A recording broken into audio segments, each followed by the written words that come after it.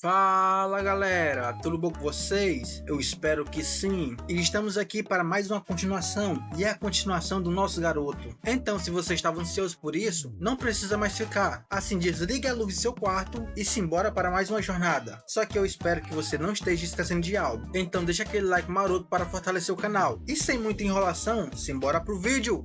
Ah, vamos nessa! Nesse momento, tá acontecendo um julgamento e o rei tá fazendo sua declaração e pergunta para o cara que tá na frente se ele conspirou com Cronos para perturbar a segurança do reino. O maluco fala que ele admite que isso é verdade, só que ele pergunta para o rei se ele estava errado em fazer isso. O rei pergunta com que audácia ele fala isso, então gritando ele responde, perguntando se tinha alguém nesse país que não sabia que ele era aliado de Cronos. O rei nesse momento ele se enfurece e fala que ele é um sem vergonha, e como ele admitiu ser aliado de Cronos, isso torna ele um traidor. Mas o maluco ele dá aquele sorrisinho e fala para o rei que ele está imensamente enganado e avisa para ele que se ele for capotado, o imperador de Cronos ele não vai ficar parado. O imperador falou que o sangue vai ser pago com sangue e pergunta para ele se ele já esqueceu disso. Então ele dá uma sugestão para esse cara, pede para ele mandá-lo para o Império de Cronos e pergunta para ele se essa não iria ser a melhor decisão. O rei nesse momento sabe que ele jogou bem, pois o próprio rei queria executar ele, só para dar um fim nos membros da facção pró-Cronos. Mas se ele fizer isso, a fúria do Império vai se voltar para Roma Dmitri, e ele não tá querendo isso. Só que nesse momento, o nosso brabo, ele tenta dar uma sugestão para o rei, e pede para interromper esse julgamento. O rei permite que ele faça isso, então nosso garoto fala que o Imperador de Cronos já anunciou que ele vai pagar o preço do sangue. Só que ele avisa que isso é um assunto à parte desse julgamento, pois ao contrário do Conde Fábio e o Capitão dos Cavaleiros Gustav, esse carinha que tá na nossa frente é um insignificante, já que para o Império ele é descartável. E o nosso brabo avisa para todos que o olhar de Cronos já tá em cima dele. Então ele dá uma outra sugestão para o rei e pede só para executar esse cara. E já tira toda essa preocupação dele também, que se ele fizer isso, não vai afetar nada para ele. Ele avisa que no momento em que ele executou o Benedict, a paz de Cairo tinha acabado ali. Então ele avisa para o rei que ele tem que tomar uma decisão. E novamente o rei fala que ele está imensamente grato. Então ele fala para o nosso brabo que a família real nunca vai esquecer essa dívida. Então ele faz a declaração e avisa que o Gregory ele conspirou com o Império de Cronos para manchar a honra de Cairo. O maluco ele começa a berrar nesse momento e tenta pedir misericórdia, só que o rei manda ele ficar em silêncio e fala que como traidor ele colocou seu país em risco, ele o condena à execução. Então no dia seguinte, lá na praça de Cairo, o maluco ele tá se reclamando e já tem 2 lugares preparados ali. O cara se lamenta que ao invés de tentar derrotar o brabo, ele deveria ter considerado como uma ameaça ao Império. Fala que ainda não é tarde para ele jurar lealdade, pois comparado ao Império Valhalla, ele não é ninguém. E mesmo Gustavo, que era só o rank 78 no continente, Valhalla há incontáveis pessoas muito mais fortes que ele. Então ele pergunta para o nosso brabo se ele pode lidar com aqueles monstros. O maluco entra em desespero e fala que mesmo que a conversa com Cronos tenha acabado, a com Valhalla ainda não acabou. Então ele fala para o nosso garoto pensar sabiamente. Ele avisa que se ele perder a cabeça dele nesse lugar, o relacionamento dele com Valhalla vai estar condenado para sempre. Só que o nosso garoto sorrindo fala que ele está esperando por isso. O doidão ele se cala e vê que está ferrado. Então nesse momento, os executores colocam um colar no pescoço deles. E pela última vez, o maluco fala que o nosso brabo ele é maluco, pois ele colocou 2 poderosas forças do continente contra ele. Assim, a execução acaba e os malucos ficam pendurados. E foi dessa forma que as 3 facções de Cairo, elas se encerraram. Então no dia seguinte, o rei ele está agradecendo a todos. Agradeceu o Conde Vandenberg por comandar a linha de frente ocidental e expulsar o Império de Cronos. E dessa forma concede a ele o título de Marquês. Ele também agradece aos heróis que arriscaram sua vida na linha de frente. Esses são o Barão Noel, a Flora Laurix e o Rodel Dmitri. Esses aí conseguiram grandes feitos e por isso ele vai dar 1000 de ouros para cada um. E terminando ele fala que se não fosse pelo Roma Dmitri e a sua família nessa guerra, eles nunca teriam ganhado e uma recompensa apropriada deve ser concedida a ele. Mas os nobres nesse lugar já não gostaram disso e começam a gritar falando que eles não podem dar mais poder para Roma Dmitri, pois nesse momento ele já é mais poderoso que as 3 facções juntas. Os caras falam que isso é preocupante e pergunta o que iria acontecer se ele se voltasse contra a família imperial. Mas nesse momento o conselheiro real dá um grito neles e fala para eles não serem ridículos e lembra eles como o império estava enfraquecido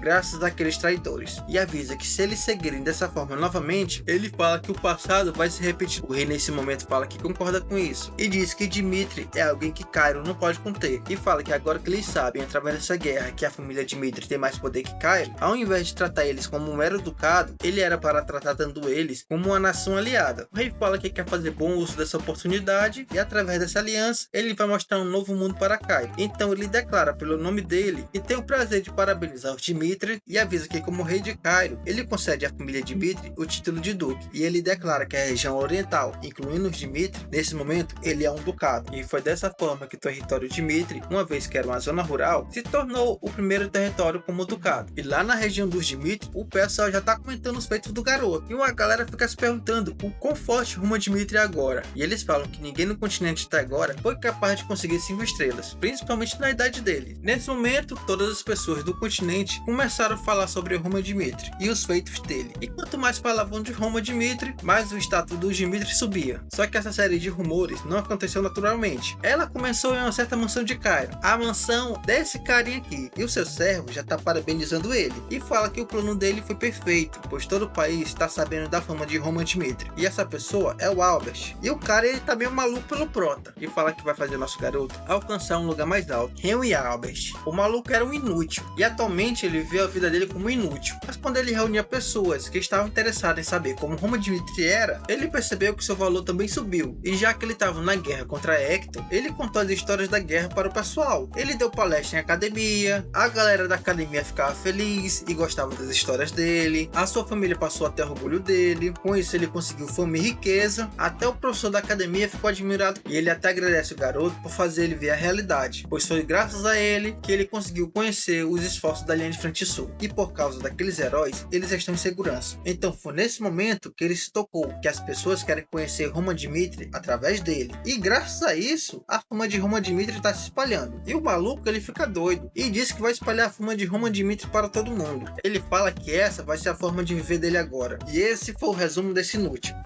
Que nojo.